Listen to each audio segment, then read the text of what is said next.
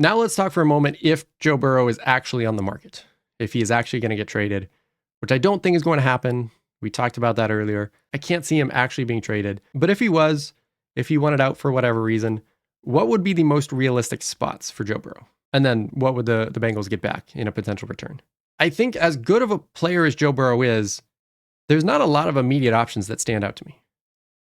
Because if we put up all the teams, you can cross off all the AFC North teams. Bengals are certainly not trading a star quarterback within the division. You can cross off all the teams that already have an established quarterback, and I have 13 that I counted. You could definitely argue the 13 I just crossed off. I'm not saying that some of these guys are better than Joe Burrow, but I think just based on situation, we rarely see these trades happen, unlike the NBA, where we'd probably see a lot of quarterbacks get traded for each other. I think those 13 teams are set at quarterback. They might dream about Burrow, but they don't have that conversation. I think there are another 6 teams we could cross off that Joe Burrow probably wouldn't want to go to. And I say that not because he would necessarily have a say of where he'd go, but I think Joe Burrow being traded to a really bad team is not really beneficial for anybody. And I don't think those teams necessarily even pick up the phone. Burrow wouldn't want to go there. We'll just cross them off. So then that leaves 9 teams by my count. And 3 of those we could probably cross off. Only reason I didn't is just because of their market.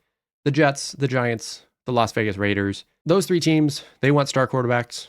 Star players want to go to those markets. I'm not saying those would happen, but it's at least a conversation if Burrow wanted to go to one of those markets. One team that might be surprising that's still here, and I have them in a category of themselves, is the Philadelphia Eagles. And I have this category just labeled, if this was the NBA, this trade would happen. This feels like a very NBA thing to do.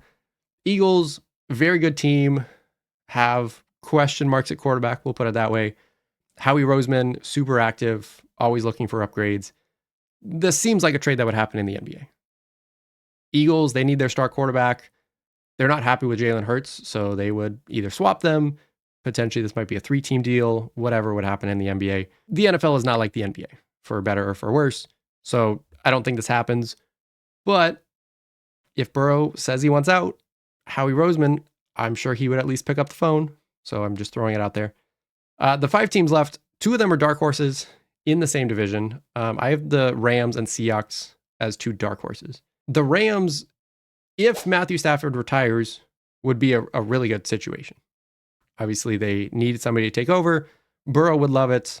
They have first-round picks. There's a lot of reasons why people have brought this up. If Stafford potentially wins MVP, and I think right now he would be my MVP, and let's say the Rams win the Super Bowl, I can't imagine he would retire. Maybe he just retires on top and that's it, but I doubt he does. If he does, this is a good destination.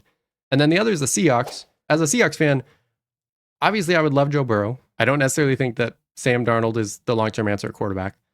So then the question is, would the Seahawks say, okay, we are here. We've built up this great young team around a quarterback.